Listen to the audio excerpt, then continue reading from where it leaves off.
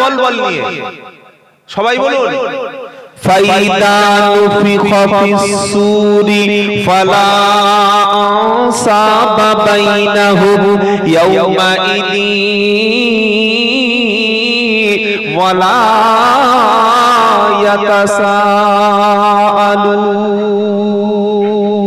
يتساءلون فمن ثقلت موازينه فأولئك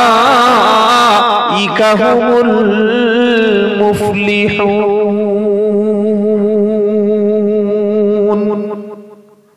মুসলমানেরা যেটা বললাম এই বাণীটা আল্লাহর কার বাণী? জোরে বলুন আল্লাহর বাণী। কোরআন কার কথা?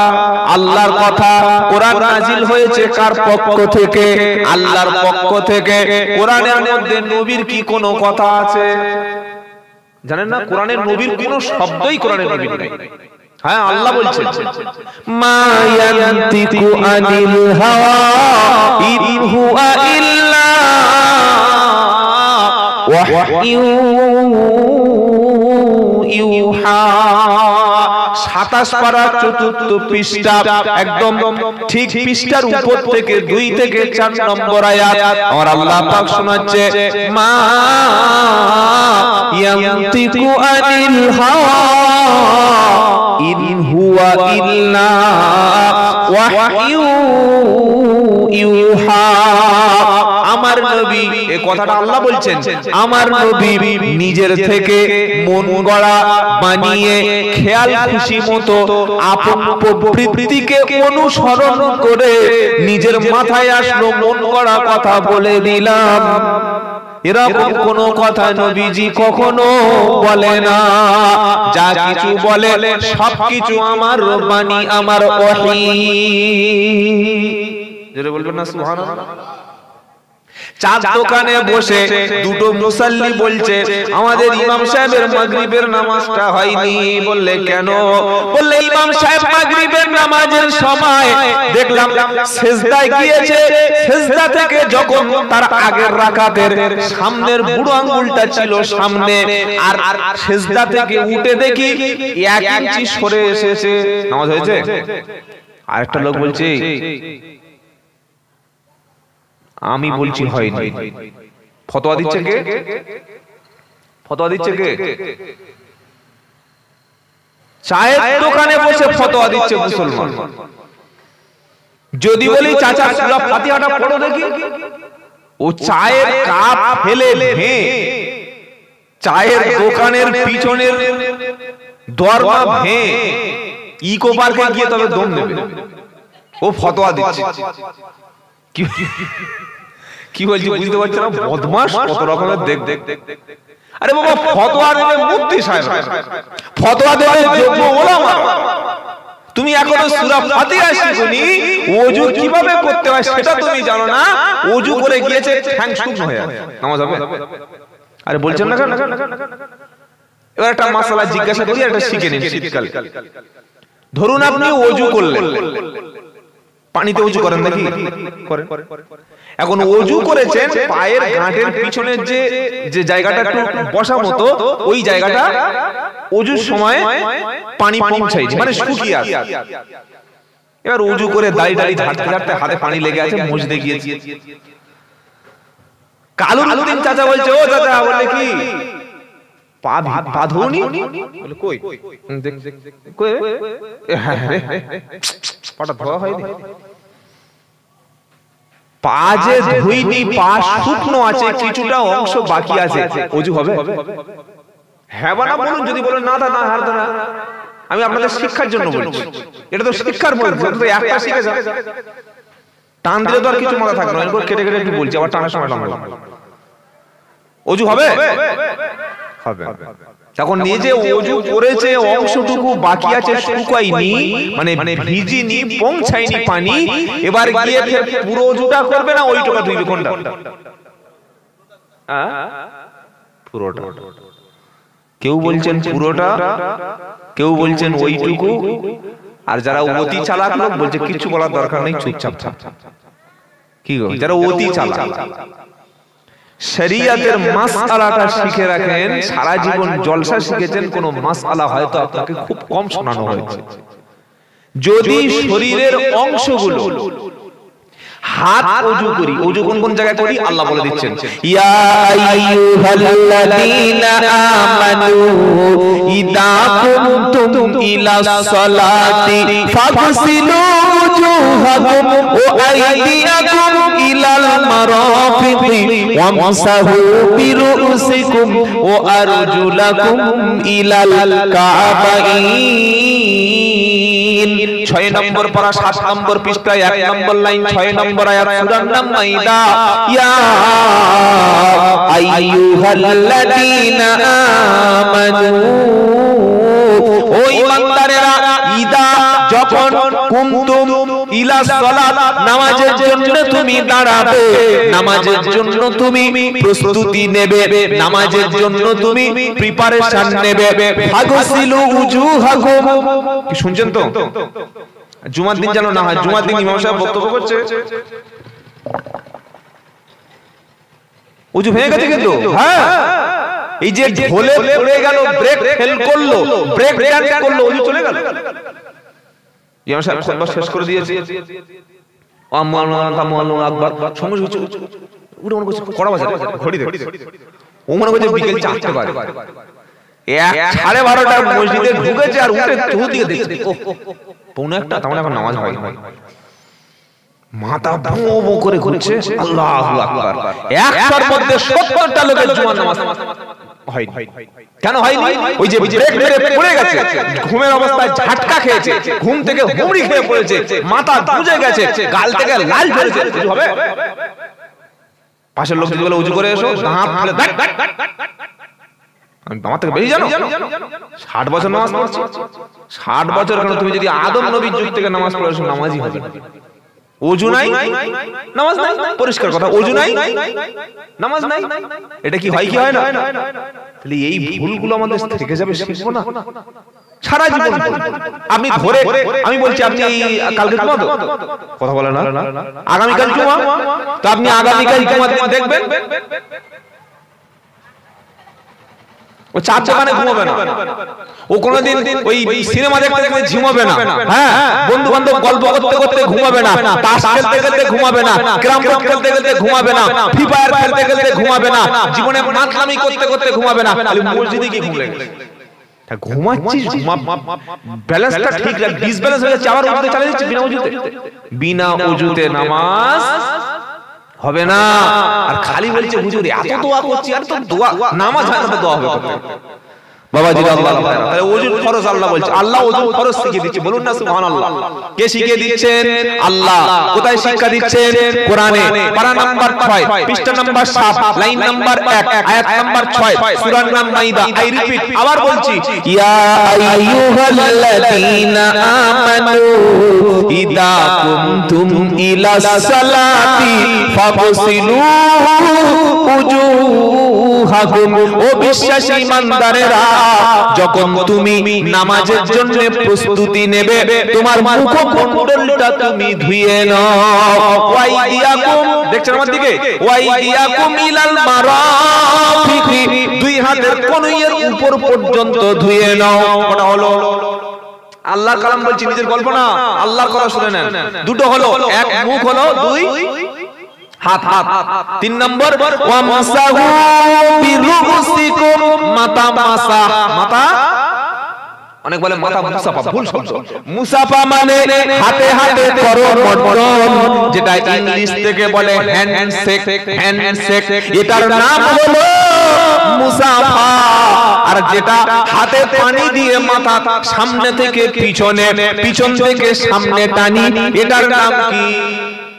মাসা। এটার নাম মাসা। একটা হলো মাসা মানে স্পর্শ, মানে এটা মাসা করে নেওয়া। আবার শীতকালে কিংবা গরমের সময় যদি কোনো ব্যক্তি চামড়ার মোজা পরে থাকে, তার কিন্তু পা ধোয়া এই জানেন না চামড়ার মোজা পা ধুতে হয় না? কথা বলছে না? চামড়ার মোজা যদি কেউ পরে থাকে তার জন্য হাত ধুইবে, মুখ ধুইবে, মাথা মাসা করবে, ওই চামড়ার মোজার উপরে হাত টেনে নিতে হয়। চামড়ার মোজা আর খুলতে হয় না। ওই যে পানি দিয়ে উপরে হাত টেনে নেওয়ার যে নিয়মটা আছে ওটার নাম কি? আরে বাবা একটু কথা আপনারা মানে কি আমি বুঝতে পারছি না, যে আমি বোঝাতে পারছি না পাচ্ছি না। আমি জিজ্ঞাসা করছি, অনেক মনে করছি জিজ্ঞাসা করছে কেন জিজ্ঞাসা করছি, যাতে আপনারা বুঝতে পারছেন কি পাচ্ছেন না। যেটা চামড়ার মোজার উপরে টেনে নেওয়া হয়, মাথার উপরে হাত দিয়ে টেনে হয়, ওটার নাম কি বললাম? মাসাহ। মাসাহ জোরে নাম কি? জোরে বলুন মাসাহ। আর হাতে হাতে হাত দিয়েছি। আসসালামু আলাইকুম ওয়া আলাইকুমুস সালাম ওয়া রাহমাতুল্লাহি ওয়া বারাকাতুহু। ইয়াগফিরুল্লাহু লানা ওয়া লাকুম। শ্বশুর জামাইয়ের হাতে হাত দিল, জামাই শ্বশুরের হাতে হাত দিল, ইমাম মুক্তাদির হাতে হাত দিল, মুক্তাদি ইমামের হাতে হাত দিল, স্বামী তার স্ত্রীর হাতে হাত দিল, ভাই তার ভাইয়ের হাতে হাত দিল, মুসলমান মুসলমানের হাতে হাত দিল। সালাম দেওয়ার পরে হাতটা হাতের মধ্যে রাখার পরে ইয়াগফিরুল্লাহু লানা ওয়া লাকুম বললো। দুজনে যখন আলাদা হয়ে গেল, দুজনের জীবনের সমস্ত সব গুনাহগুলি, সগীরা গুনাহগুলি আমার আল্লাহ মাফ করে দিল। এখন হাত দিয়ে হাতে যেটা দিতে হয়, ওই সময় একটা দোয়া বলতে হয়। দোয়াটা কি? ইয়াগফিরুল্লাহু লানা ওয়া লাকুম। আমার সঙ্গে সকলে উচ্চারণ করুন, ইয়াগফিরুল্লাহু, বলুন, ইয়াগফিরুল্লাহু লানা ওয়া লাকুম, ইয়াগফিরুল্লাহু লানা ওয়া লাকুম। আল্লাহ তোমাকে এবং আমাকে উভয়কে ক্ষমা করে দিক। জোরে বলুন সুবহানাল্লাহ। এই যে হাতে হাতে মুসাফা করলাম, এটার নাম কিন্তু মাসাহ না, এটার নাম মুসাফা। এটার নাম কি? জোরে বলেন মুসাফা। আর মাথায় ওযুর সময় ফাগসিলু উজুহাকুম ওয়া আইদিয়াকুম ইলাল মারাফিকি ওয়ামসাহু বিরুসিকুম। মাথার উপরে হাত দিয়ে ভিজিয়ে যেটা টেনে নিলাম, এটা কিন্তু মুসাফা না, এটার নাম হলো মাসাহ। মনে থাকবে, মনে রাখবে, এটার নাম কি? মাসাহ। তাহলে কটা বললাম কটা? ওযুর ফরজ তিনটি। এক, মুখমণ্ডল ধুয়ে নেওয়া, দু হাতের কবজি পর্যন্ত ধুয়ে নেওয়া। 3 নম্বর মাথা মাসাহ করা। বাকি আছে কি? বাকি আছে 1 পা না 2 পা, পায়ের হাঁটুর উপর পর্যন্ত, তাই তো নাকি? কি আল্লাহ কত বড় বিজ্ঞানী, সুবহানাল্লাহ। আচ্ছা ঠান্ডার সময় আল্লাহ যদি বলতো এ উরুপ পর্যন্ত ধুয়ে উজি করতে হবে, আল্লাহ বলে দিলে করতে কত কি হতো না? কথা বলছো না? হ্যাঁ, আল্লাহ যদি বলতেন যে তোমার উরুর উপর মানে হাঁটুর উপর পর্যন্ত ধুইতে হবে, এই ঠান্ডায় কি অবস্থা হতো? বলে দরকার নেই বাবা, ওযু করার, চল নামাজ পড়ার দরকার। আল্লাহ বললেন না, পায়ে ধুলা, বালি, নোংরা, আবর্জনা, বিভিন্ন জীবাণু জার লেগেছে, পাটার কষ্ট হচ্ছে, তোর পায়ের যে পর্যন্ত খোলা রেখেছিস বাবা, লুঙ্গি পরে, প্যান্ট পরে, স্যুট পরে, যে কোনো ড্রেস পরে, পায়ের নিচের অংশটুকু যতটুকু পরিমাণ খোলা আছে ওই অংশের উপরটুকু ধুয়ে নিবি, রোগ জীবাণু জার ময়লা সব দূর হয়ে যাবে। জোরে বলে কত বড় বিজ্ঞানী আমার আল্লাহ। আল্লাহ তো বান্দার উপরে ওয়ামাল্লাহু বিযাল্লামিল লিল আবিদ। আল্লাহ বললেন আমি আমার বান্দার উপরে জুলুম করি না। জোরে বলুন। আবার আল্লাহ বলছে ওয়াল্লাযীনা আমানু ওয়া আমিলুস সলিহাতি লা নুকাল্লিফু নাফসান ইল্লা উসআহা। আমি যারা ঈমান আনে আর ভালো কাজ করে, আমি আল্লাহ আমার ঈমানদার ব্যক্তির উপরে তার সাধ্যের বাইরে আমি কিছু চাপিয়ে দিই না। জোরে বলবেন না সুবহানাল্লাহ। আল্লাহ বলেনি এমন কিছু চাপিয়ে দেননি। আপনি ইসলামের একটা নিয়ম দেখান যে যেটা বান্দার উপরে চাপিয়ে দিয়েছে আর এটা করতে গিয়ে বান্দা একদম হাসপাস করছে, বান্দার জীবন পেরে উঠছে না। আল্লাহ করে নাই, আল্লাহ করেনি।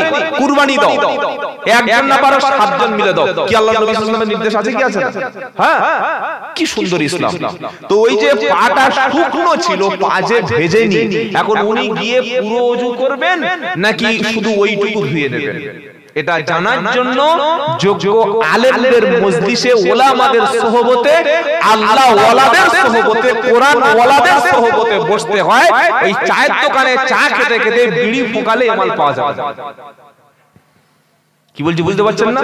এবার আল্লাহ কি বলছেন? আল্লাহ বলছেন শোনো, ফাসআলু আহলাল যিকর, প্রত্যেকটা দলিল কোরআন, ফাসআলু আহলাল যিকর ইন কুনতুম লা তা'লামুন। ও বান্দা, তুমি যেটা জানো না, যে বিষয়ে তোমার জ্ঞান নাই, যারা জানে তাদেরকে তুমি প্রশ্ন করো। আর জ্ঞানীদেরকে বললেন কি? জ্ঞানী ব্যক্তিরা বাল্লিগু আন্নি, এটা নবীর হাদিস, এটা আয়াত না, বাল্লিগু আন্নি ওয়ালাউ আয়াত। আল্লাহ যারা মানে যারা ইসলাম জানে না বা শরিয়াতের মাসলা যাদের জানা নেই, তাদের বললেন ফাসআলু, সওয়াল করো, প্রশ্ন করো, কোশ্চেন করো, আহলাল যিকর, যাদের কাছে কোরআনের জ্ঞান আছে, ইলম আছে, দ্বীন আছে, ইসলাম আছে, ইন কুনতুম লা তা'লামুন, যদি তোমরা না জানো তাহলে প্রশ্ন করো। কাদেরকে প্রশ্ন করো? জ্ঞানীদের কাছে, যাদের কাছে জ্ঞান আছে। মূর্খের কাছে প্রশ্ন করো। ডাক্তারের কাছে গিয়ে যদি একটা গাড়ি রিপেয়ারিং করতে নিয়ে যাই, ডাক্তার যদি বলে হ্যাঁ আমি ডাক্তার, আবার গাড়ি রিপেয়ারিং করতে পারি, গাড়ি ঠিক থাকবে তো? আরে বলছেন না কেন? রাজমিস্ত্রির কাছে যদি বলি ভাই আমার এই একটা ইনজেকশন দিয়ে দাও, ও কোথা ঢোকাবে জানেন? কি পেটের ভিতরে ইনজেকশন দিয়ে বসে থাকবে, পেটের ভিতরে শিরায় যাবে না মাল, তখন দেখবেন তল পেটে চলে গেছে, কি মুসিবত হয়ে যাবে। তো শরিয়াতের মাসলাটা যাকে তাকে জিজ্ঞাসা করবেন। আমরা যাকে তাকে ভাই এটা কি হবে, মানে ওই রাস্তা যেরকম ঢেলে ওষুধ বিক্রি হয়, যে গ্যাসের ওষুধ, ওই যেগুলো কি বলে কবিরাজি ওষুধ বিক্রি হয় না, এটা গ্যাসের, এটা পায়খানার, এটা ঘুমের, ঠিক আমরা মাসলা। মুখে দাড়ি আর মাথায় টুপি দেখেছে মনে হলো মৌলবি। হ্যাঁ হ্যাঁ হ্যাঁ, মুখে দাড়ি, মাথায় টুপি আর 4 মিটার পাঞ্জাবি পরে ওয়াজ করছে, মনে করছে মৌলবি। হুজুর এটা কি হবে? আরে খেপা, যাকে তাকে মাসলা জিজ্ঞাসা করিস না।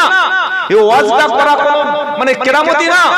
এখন যারা ভালো গলা আছে, যারা ভালো সুর দিতে পারে, যারা ভালো কৌতুক করতে পারে, যারা ভালো ফানি করতে পারে, যাদের পাচনভঙ্গি স্পিকিং পাওয়ারটা অত্যন্ত বেশি, এখন তারাই বক্তা।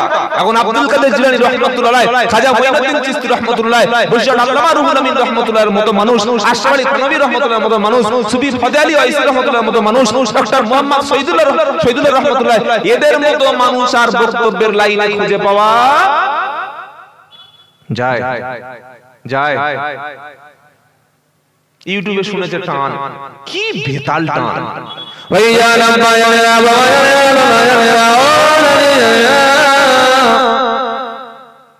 কারো জিজ্ঞাসা করেনি, ফোন করে ডেট করে দিয়েছে, আবার 3000 টাকা অ্যাডভান্স করে দিয়েছে। ইমাম সাহেব বলছে এবারে বক্তাকে বলে হুজুর এই হুজুরটা করে। এখন যদি ইমাম সাহেব বলে যে হুজুর তাহলে ইমামের চাকরি চলে যাবে। আপনি যে 2 ঘন্টা একটা লোকের কথা শুনবেন, তার মধ্যে ইলম আছে কিনা জানবেন না। ডাক্তারকে বসিয়েছেন ইঞ্জিনিয়ারের জায়গায়, ইঞ্জিনিয়ারকে বসিয়েছেন ডাক্তারের জায়গায়, ব্যারিস্টারকে আইনের জায়গায় না বসিয়ে তাকে বসিয়ে দিয়েছে থানায়, আর থানার ওসিকে বসিয়ে দিয়েছে কাপড়ের দোকান। কি হবে? হবে আজকের কিয়ামতের সবচাইতে বড় নমুনা হলো যে অযোগ্য ব্যক্তিকে যোগ্য পদ দেওয়া হয়েছে। যে মসজিদ কমিটি চালানোর দক্ষ ব্যক্তি না, সে মসজিদ কমিটি, আর যার মসজিদ কমিটি চালানোর দক্ষতা রয়েছে সে মসজিদের বাইরে আছে। কি গো বাবাজি, যে প্রধান এমএলএ এমপি হবে সে কোথায় কেউ চেনে না, আর যে নাম সই করতে পারে না, ইংলিশ জানে না, দেশের সংবিধান জানে না, দেশ বিরোধী কাজ করছে, তাকে দিয়েছে রাজনীতি করতে। করছে কি করে না? ভুল ভাল আবল তাবল কথা বলে চলে যাচ্ছে, সমাজ নষ্ট করে দিচ্ছে। আল্লাহ আল্লাহ কিছু মনে করবেন না, কিয়ামতের আলামত হলো অযোগ্য ব্যক্তিকে যোগ্য পদ দেওয়া। এটা যখনই হবে তখন বুঝবেন কিয়ামতের আলামত। আজকে আমাদের স্কুলগুলোতে শিক্ষাগুলো তো ধ্বংস। যারা প্রকৃত বিএড করেছে, যারা মাসের পর মাস শিক্ষা নিয়ে ট্রেনিং নিয়েছে, বিএড ডিএলএড করেছে, তারা স্কুলে চাকরি পায় না। অযোগ্য 8 লাখ 10 লাখ 12 লাখ টাকা ঘুষ দিয়ে দিব্যি চাকরি করছে, দিব্যি চাকরি করছে। মাধ্যমিক স্কুলে মানে এইচএস পর্যন্ত যে শিক্ষক চাকরি নিয়েছে, ভালো করে একটা অঙ্ক করতে পারে না, সে শিক্ষক হয়ে গেছে। ইংলিশ অনার্স কোন রকমে করেছে, ঘুষ দিয়ে প্রচুর টাকা ডোনেশন দিয়ে চাকরি করছে, আর ছাত্রদের ভুলভাল ইংলিশ পড়াচ্ছে। প্রত্যেকদিন একটা যদি ভুল ইংলিশ বলে একটা করে শব্দ 365 দিন কটা ভুল বলছে, বুঝতে পারছেন? একটা ছেলে ইংলিশ অনার্স করে চাকরিতে গেছে, লিখিত পরীক্ষায় পাশ করেছে আর ওই ইন্টারভিউ দিয়ে ফেল করেছে, মানে একটা অক্ষর ভুল বলেছে। তো যখন যারা ইন্টারভিউ না তারা নিশ্চয়ই জ্ঞানী ব্যক্তি, বললো আপনি তো একটা বানান ভুল করলেন, তা না হলে আপনার লিখিত পরীক্ষায় যথেষ্ট আপনার কোয়ালিফাই মানে নাম্বার ভালো আছে, খালি আপনি একটা অক্ষর ভুল করেছেন। সে বলছে স্যার আমি যদি একটা অক্ষর ভুল করি তো এর জন্য কি আমাকে চাকরিটা দেওয়া যাচ্ছে না? বলে শোনো, ইন্টারভিউতে যদি তুমি একটা অক্ষর ভুল করে থাকো তাহলে তোমাকে যদি চাকরি দিই, তুমি স্কুল লাইফে ছাত্রদের পড়াশোনার সময় তুমি মিনিমাম 6টা করে ক্লাস করবে কি করবে না? 6টা করে পিরিয়ড করবে, টিফিনের আগে 4টে, টিফিনের পরে 2টো। তো 6টা পিরিয়ড করতে গিয়ে যদি তুমি প্রতিদিন একটা করে ইংলিশ ওয়ার্ডে ভুল বলো, 365 দিনে 300 দিন তো ক্লাস হবে বা 200 দিন তো ক্লাস হবে, 200 ছাত্রকে ভুল ইংলিশ তুমি শিক্ষা দেবে, তোমার মতো অযোগ্য ব্যক্তির জন্য চাকরিটা নয়। কি বলছি বুঝতে পারছেন না? আজকের এই যে শিক্ষকগুলো ছাঁটাই হলো, দুর্নীতি ধরা পড়ছে, অযোগ্য ব্যক্তি ঘুষ দিয়ে চাকরি পেয়েছে কি পাই নাই? পেয়েছে। আর যোগ্য ব্যক্তি ভোব করে ঘুরছে, কোনো দাম নাই তাদের। হ্যাঁ, এটা হচ্ছে কিয়ামতের আলামত। সেজন্য কথা মাসআলা যাকে তাকে কোনো বিষয় জিজ্ঞাসা, আমাকে ফোন করে 1 সপ্তাহ আগে ফোন করে বললে হুজুর স্বামীর আগের মাথায় ফোনে তালাক দিয়েছে, 1 তালাক 2 তালাক 3 তালাক, তালাক হবে? আমি বললাম আমি আব্দুল্লাহ জুবায়ের, আমি মুফতি না। আর তালাকের মাসআলা এগুলো লিখিত আকারে কোন মুফতি সাহেবের কাছে জিজ্ঞাসা করবে। তোমার সেই সময় কি সিচুয়েশন হয়েছিল, কি অবস্থায় তালাকটা দিয়েছে, সত্যি ফোনে তালাক দিয়েছে কিনা এটা তো জানতে হবে। তুমি তো অভিযোগ করলেই হবে না, তাহলে এটা অবস্থাটা সাক্ষী উপস্থিতিতে ফোনে তালাক দিয়েছে কিনা তার কল রেকর্ডটা চেক করে, জাস্টিফাই করে, ভেরিফিকেশন করে এটাকে দলিল সহ কোন মুফতি সাহেবের কাছে লিখিত দাও। ওই মুফতিটা তালাক হয়েছে কিনা লেখার পরে একটা স্ট্যাম্প মেরে দেবে, তবে তুমি এই শরিয়াতের মাসলাটা জীবনে ব্যবহার করবেন। কি বলছি বুঝতে পেরেছেন? পারেন না?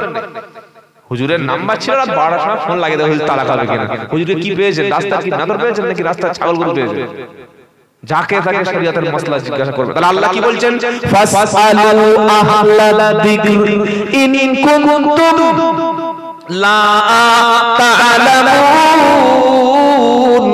আল্লাহর বাণী, আল্লাহ বলছেন তুমি তাদেরকে জিজ্ঞাসা করো যদি তোমার কাছে জানা না থাকে। কাদের জিজ্ঞাসা করবে? যাদের কাছে প্রকৃত জ্ঞান আছে। জোরে বলুন। এটা সওয়ালকারীকে বললেন, আর যার কাছে জ্ঞান আছে তাকে কি বললেন? বাল্লিগু। এবার নবী বলে দিচ্ছে শোনো, বাল্লিগু আননি ওয়ালাউ আয়া। যদি একটা বিষয়ের জ্ঞান, একটা আয়াত, একটা শব্দ, একটা বাক্য যদি জানা থাকে, তুমি এটা অন্যজনের কাছে পৌঁছে দাও। এটা নবী সাল্লাল্লাহু আলাইহি সাল্লামের নির্দেশ। জোরে বলুন সুবহানাল্লাহ। তুমি যদি শরীয়তের একটা বিষয় জলসায় শিখে যাও, আর একটা ভাইয়ের কাছে পৌঁছে দাও। এটা কবে বললেন? এটা কেন হলো? আল্লাহ নবী সাল্লাল্লাহু আলাইহি ওয়াসাল্লাম তিনি ইন্তেকালের আগে জীবনে হজ করেছিলেন একবার। হজটার নাম হলো হুজ্জাতুল বিদা। ওই বিদায় হজের সময় সহস্র সাহাবাদের সামনে নবীজি একটা বক্তব্য করলো। নবীজি বলে গেলেন, সাহাবারা আজকের যারা এখানে প্রেজেন্ট আছো, আজকে যারা মজলিসে উপস্থিত আছো, সবাই তো এখানে উপস্থিত নাই। যারা এখানে নাই, তোমাদের দায়িত্ব হলো তাদের কাছে পৌঁছে যাওয়া। এই পৌঁছানোর দায়িত্ব পয়গাম নিয়ে তোমরা বাড়ি ফিরে যাবে। জোরে বলুন। যদি শরীয়তের মাসআলা কোন একজন জ্ঞানী ব্যক্তিকে জিজ্ঞাসা করা হয়, আর জ্ঞানী ব্যক্তি শরীয়তের মাসআলাটা জানার পরে যদি চুপচাপ থাকে, উত্তর যদি না দেয়, জেনে যদি গোপন করে, কিয়ামতের দিন আল্লাহ তাআলা এই জানা ব্যক্তি, গোপনকারী ব্যক্তির মুখে জাহান্নামের লাগাম পরিয়ে দেবেন। ওয়ালা তালবিসুল হাক্কা বিল বাতিলি ওয়া তাকতুমুল হাক্কা ওয়া আনতুম তা'লামুন। আল্লাহ বলছেন পারা নম্বর 1, সূরা নাম বাকারা আয়াত নম্বর 44 আর আল্লাহ বলছেন ওয়ালা তালবিসুল হক বিল বাতিলি ওয়া তাকতুমুল হক্কা ওয়া আনতুম তা'লামুন। জেনে বুঝে সত্য সামনে আসার পরে জেনে বুঝে সত্যর সঙ্গে যেন মিথ্যা তোমরা এক করে দিও না, জেনে বুঝে সত্যটাকে যেন গোপন তোমরা করো না। মনে থাকবে ইনশাআল্লাহ সত্যটা সত্য। যখন আল্লাহর নবী মক্কায় প্রবেশ করলো ছিল 360টা মূর্তি, দেবী, উপাস্য, ইলাহা। নবী একটা লাঠি নিলেন, আর যেহেতু মক্কায় কেউ তাদের ইবাদত করার নাই, নবী সবাইকে পরিষ্কার করে মক্কাকে শিরক মুক্ত করে দিলেন আর বললেন ওয়াকুল জা আল হক ওয়া যাহাকাল বাতিল ইন্নাল বাতিলা কানা যাহুকা। 15 পারা 9 পৃষ্ঠা 1 নম্বর লাইন 81 নম্বর আয়াত সূরার নাম বনী ইসরাঈল ওয়াকুল জা আল হক ওয়া যাহাকাল বাতিল ইন্নাল বাতিলা কানা যাহুকা। নবী বললেন সত্য এসে গেছে, মিথ্যা বিলুপ্ত হবে। সত্য এসে গেছে, মিথ্যা বিলুপ্ত হবে। আর মিথ্যা তো বিলুপ্ত হওয়ার জন্য নেই। জোরে বলুন।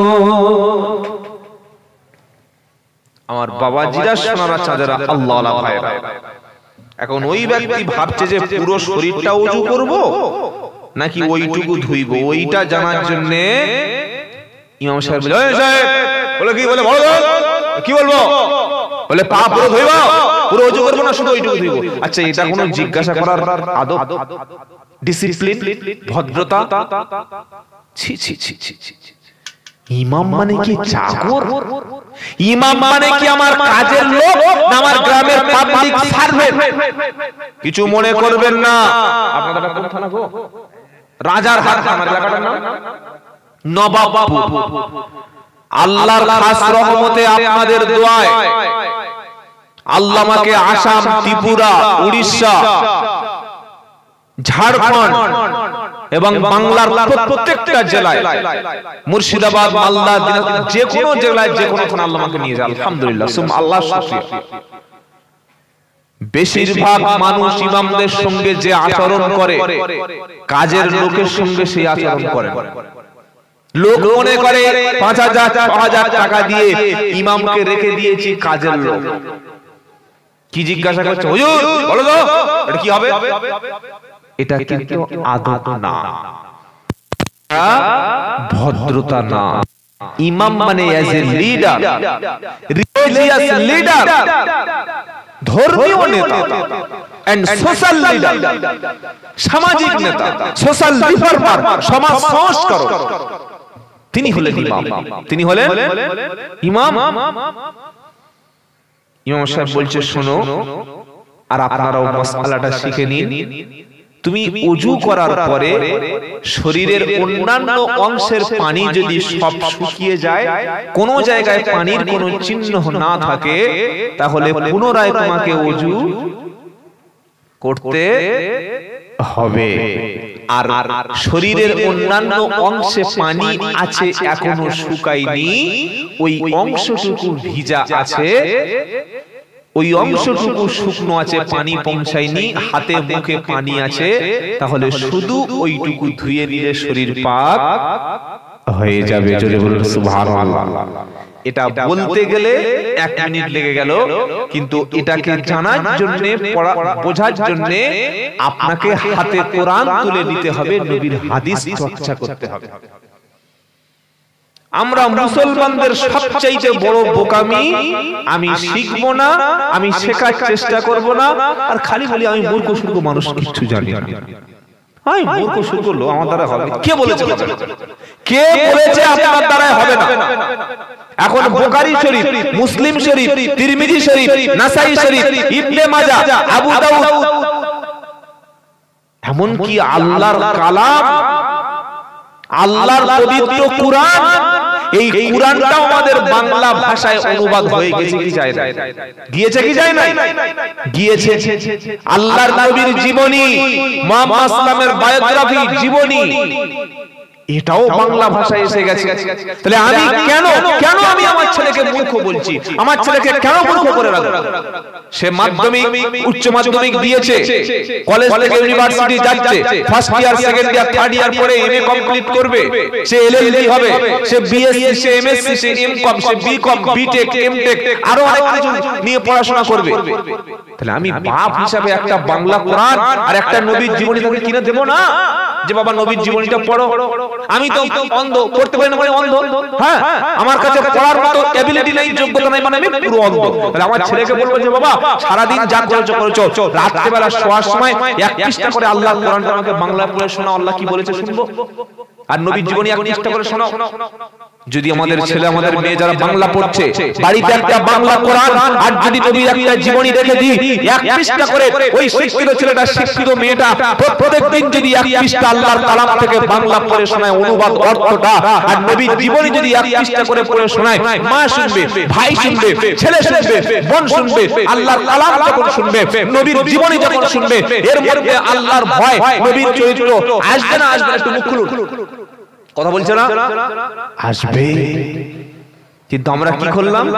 পড়বো না, পড়া শুনবো না। মুসলমানদের বাড়িতে কি আছে জানেন? ঘরে ঢুকেই দেখবেন একদম ডাইনিং এর মধ্যে বড় এলসিডি, 80,000 টাকা। আর কোরআন, ভাবি কোরআন আছে বললে হ্যাঁ আছে। কোথায় আছে বললে একটু বসো, দেখছি খুঁজে 8 ঘন্টা ঘেমে গেছে। পেয়েছো বললে কোথায় রেখেছিলাম, তার মানে কতদিন পরে। কি গো, কতদিন? 3 ঘন্টা পরে কোরআন বার করে যখন ইমাম সাহেবের হাতে দিল, কোরআনটার উপরে একটা কাপড় থাকে, আছে কিনা? কাপড়টা পেঁচিয়ে রেখে এমন জায়গায় কোরআন রেখে দিয়েছে মুসলমান শুধু দুটো সময় বার করবে, এক হলো শবে বরাতের দিনে অথবা রমজান মাসের শেষে, আর একটা সময় শ্বশুর কিংবা শাশুড়ি কিংবা গ্রামের কেউ যখন মারা যাবে, ওই সময় কোরআন বার করে মরা লোকের কাছে বসে বসে আল্লাহর কোরআন শোনাবে। আল্লাহ বলছেন লিইউযির রহমান কানা হাইয়া, এই কোরআনটা আমি আল্লাহ নাজিল করেছি জীবিত লোকের জন্য, জীবিত লোকের কাছে পড়ে শোনাও। জীবিত লোক কোরআন শুনেছে, আবু বকর কোরআন শুনে মুসলমান হলো, ওমর ফারুক কোরআন শুনে মুসলমান হলো, উসমান গনি কোরআন শুনে মুসলমান হলো, হযরত আলী কোরআন শুনে মুসলমান হলো। আরবের যত বেদুইনরা আল্লাহর নবীর জবান থেকে জীবিত অবস্থায় কোরআন শুনে মুসলমান হয়ে তারা জান্নাতি হয়ে গেল। আর মুসলমান সেই কোরআনটা এমন জায়গায় রেখেছে মরে না গেলে বার হবে না। এগুলো শুনে আপনাদের কষ্ট হচ্ছে বাবা নাকি? একটু উল্টো বলছি, সমাজের স্রোতের বাইরে গিয়ে বললে অনেকে অখুশি হয়। আল্লাহর কসম কোরআনটা পড়ুন, কোরআনটা আপনি পড়ুন, এই কোরআন আপনার জান্নাতে নিয়ে যাবে। জোরে বলুন সুবহানাল্লাহ। বললে কোরআন জান্নাত, এই কথা কেউ বলে কোরআন জান্নাতে নিয়ে যাবে। আর আমি যদি আপনাকে প্রমাণ করে দিতে পারি কোরআন জান্নাতে নিয়ে যাবে।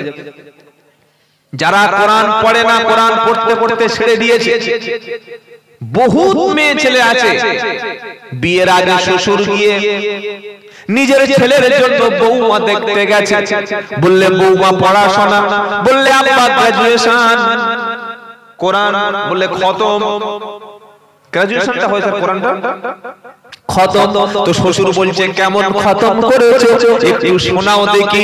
তখন পড়ছে ইয়াসিন ওয়াল কুরআনিল হাকীম ইন্নাকা লামিনাল মুরসালিন আলা সিরাতিম মুস্তাকিম। আচ্ছা, কোন জায়গায় ভুল হয়েছে কি? এই যে মানে হবো বৌমা বা ছেলের বৌমা যে শ্বশুরের কাছে কোরআন পড়লো, পড়ার শুরুতে কোন জায়গায় ভুল করেছে বলে মনে হচ্ছে? ধরতে পারছেন না? ভুল করেছে কি? প্রথমে বলার দরকার আউযু বিল্লাহ, তারপরে বিসমিল্লাহ। শ্বশুর বলছে ইয়াসিন বলো, ও পড়ে দিয়েছে ইয়াসিন ওয়াল কুরআনিল হাকীম ইন্নাকা লামিনাল মুরসালিন আলা সিরাতিন মুস্তাকিম তানজিলাল আজিজির রহিম লিতুনদিরা কওমান মা উনদিরা আবাউহুম ফাহুম গাফিলুন। শ্বশুর মনে করলে কোরআন খতমওয়ালা মেয়ে নিয়ে যাচ্ছি, দারুণ হবে, কিন্তু প্রথমে যে ভুল করেছে জানে না। কোরআন পড়ার শুরুতে প্রথমে পড়তে হয় আউযু বিল্লাহ, বলে হুজুর দলিল কি? পারা নাম্বার 14 পৃষ্ঠা নাম্বার 17 আয়াত নাম্বার 98 লাইন নাম্বার 9 সূরার নাম নাহাল। ফাইদা ক্বারাআতাল কুরআনা ফাসতাইযু বিল্লাহি মিনাশ শাইতানির রাজিম। আল্লাহ বলছেন শোনো, তুমি যখন কোরআনুল কারীম তেলাওয়াত করবে আগে কিন্তু বিসমিল্লাহ না, আগে আউযু বিল্লাহি মিনাশ শাইতানির রাজিম। এটা পড়ার পরে এবার শুরু করবে আল্লাহর নামে, বিসমিল্লাহির রহমানির রহিম। এবার শুরু করো ইয়াসিন ওয়াল কুরআনিল হাকীম ইন্নাকা লামিনাল মুরসালিন আলা সিরাতিম। বলো যে তুমি বলো কি গো, সিরাতিম মুস্তাকিম। ভালো করে ভাবো, বাংলার প্রত্যেকটা মুসলমান চায় আমার ছেলের বৌমাটা বোরকা পরে থাকুক, ছেলের বৌমাটা তাহাজ্জুদওয়ালা হোক, ছেলের বৌমাটা নামাজি হোক, কোরআন পড়ুক। চাই কি চায় না? জোরে বলো। ছেলের বৌমাটা নামাজি হোক, সবাই চায়। ছেলের বৌমাটা কোরআন ওয়ালা হোক, সবাই চায়। ছেলের বৌমাটা তাহাজ্জুদ পড়লে আরো সবাই খুশি হয়। ছেলের বৌমাটা সব সময় কোরআন পড়বে, এটা সবাই চায়। আর কখনো ছেলেটা নামাজ পড়ুক, ছেলেটা কোরআন পড়ুক, ছেলেটা তাহাজ্জুদ পড়ুক, ছেলেটা বেনামাজি যেন হয় না, এটা সমাজ চায়। মেয়ের বাপ দেখতে গিয়েছে, বাবা কি করো? প্রথম কি বল, বাবা কি করো? বলে কি করবো, একটা ভালো জব করি, স্যালারি সব এখন ইংলিশ থেকে বলে ভালো স্যালারি, বললে মিনিমাম 50,000 বলে। আর কিছু বলে চুপচাপ হয়ে গেছে। মাশাআল্লাহ, মনে মনে বলছে মাশাআল্লাহ, এই যে পাকা গাঁজাখোর খবর নেই, পাকা গাঁজা। এখন ছেলেরা মদ খায় না, আপনারা শুনলে অবাক হবে। এখনকার ছেলেরা মদ করার পাবে না, সব 90% যারা খায় ওরা গাঁজা খায়। মদের দাম বেশি, কত টাকা কোথা কি গো? মদের দাম বেশি, ধরা পড়লে অনেক সমস্যা। 20 টাকার গাঁজা খেলে এখন 6 ঘন্টা মাতাল হয়ে থাকে, মাতলামি করে। ওই গাঁজাখোরের হাতে তোমার তাহাজ্জুদ পড়া মেয়েটা তুলে দিয়েছো, আগুনের পাশে তুমি ফুলের বাগান লাগিয়েছো, থাকবে তো? ওটা ছেলে না, ওটা কুকুর। ও ওযু জানে না, গোসল জানে না, কি করে চুল কাটে জানে না। সামনে এত বড় বাঁদরের মতো, আর পিছনের দিকে চুল খেজুর গাছের মতো। খেজুর গাছ দেখেন, এই খেজুর গাছ শীতকালে কাটে কি কাটে না? এদিকে খেজুর গাছ নাই, আছে এখনো 2-4টে। যে বড় বড় ফ্ল্যাট হচ্ছে, খেজুর গাছ আর থাকবে কোথায়? সামনে এত বড় বাঁদরের ডিজাইন, আর পিছনে এদিক থেকে খালি মাঝখানটা ফাল করিয়ে দিলে একবার ঝরঝর করে রস বার হয়। কি সর্বনাশ! সেদিন কোথায় একটা জলসা সেক্রেটারি দেখি চুল কেটে কেটেছে, আমার সালাম দিচ্ছে, গাড়ি থেকে লেগে বুকে জড়িয়ে ধরে, ভাই কে তুই? আমি সেক্রেটারি চুলে তো শয়তান দেখলে তো নিউটাউন ছেড়ে পালা। কি সর্বনাশ! ছেলে কোরআন পড়লো না, আমি অপমান করছি না যুবক, কোরআন তুমি শিখে নাও, কোরআনটা পড়তে শুরু করো। কারণ যে বাড়িতে কোরআন হবে ওই বাড়িতে আল্লাহর রহমতটা নাজিল হবে। জোরে বলুন সুবহানাল্লাহ। স্বামী যখন ফজরে ঘুম থেকে উঠে মসজিদে যাবে, আর স্ত্রী যখন ফজরে উঠে কোরআন শরীফ পড়বে, স্বামী মসজিদ থেকে এসে বলবে, বিবি তুমি একটু কোরআন পড়ো, আমি একটু কোরআন পড়ি। স্বামী সকালবেলা, স্ত্রী সকালবেলা পড়বে ইয়াসিন, সন্ধ্যা পর্যন্ত ওই বাড়িতে আল্লাহর রহমতটা বৃষ্টির মতো পড়বে। সুবহানাল্লাহ বললে হুজুর দলিল কি বলো? কোরআন শোনাচ্ছে ওয়া ইদা কুরিআল কুরআনু ফাসতামিউ লাহু ওয়া আনসিতু লাআল্লাকুম তুরহামুন। এটা 9 নম্বর পারা 14 নম্বর পৃষ্ঠা 12 নম্বর লাইনের 204 নম্বর আয়াত সূরার নাম আরাব। এরপরে বিশ্বাস না হলে আর আমার কিছু করার নাই। আল্লাহ বলছেন শোনো, যখন কোরআন তেলাওয়াত হবে, যখন কেউ কোরআন পড়বে, তুমি শোনো, তোমার বাচ্চা শোনো, তোমার সবাই মিলে শোনো। কোরআন যখন পড়া হবে, তুমি যদি ধীরভাবে, স্থিরভাবে, অ্যাটেনশন দিয়ে, গভীর মনোযোগ সহকারে যদি তুমি কোরআন শোনো, আল্লাহর রহমতটা আশা করা যায় নাজিল হবে। জোরে বলুন।